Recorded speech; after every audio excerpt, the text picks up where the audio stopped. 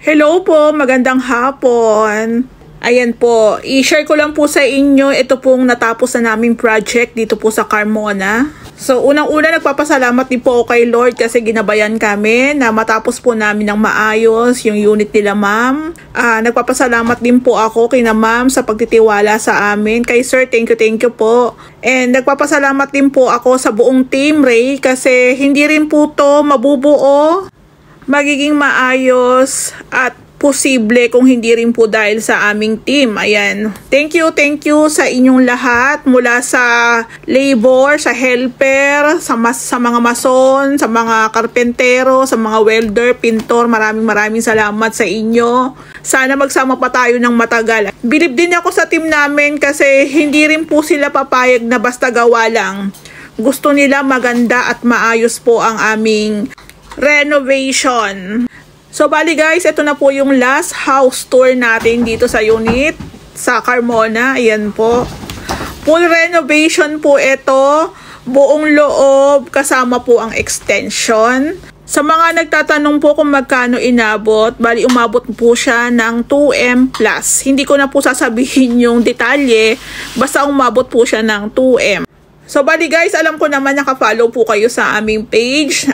Yung iba na umpisahan kung paano po kami nag-umpisa dito hanggang matapos. Nakasubaybay po sa aming page, sa aming renovation serye. Ayan po.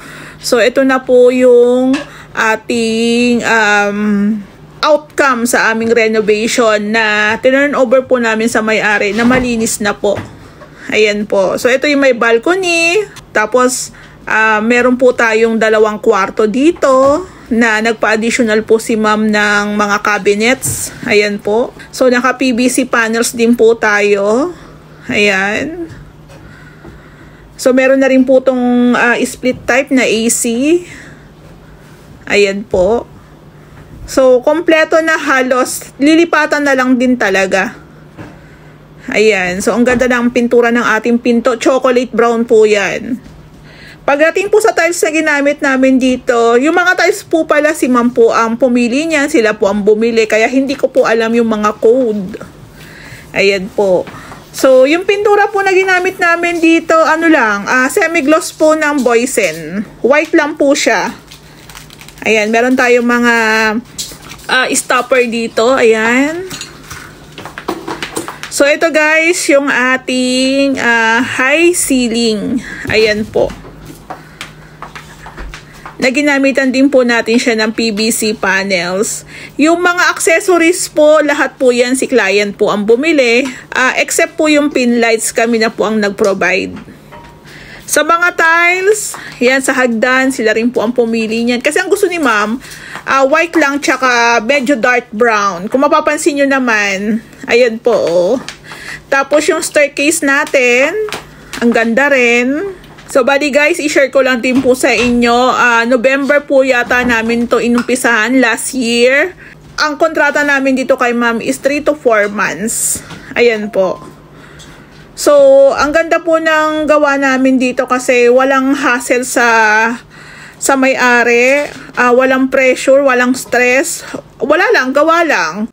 Ang sarap po nilang makatrabaho sa totoo lang kasi actually sila na po ang nag-provide ng iba pong mga tiles, mga accessories, so nabawasan na rin po yung aking trabaho.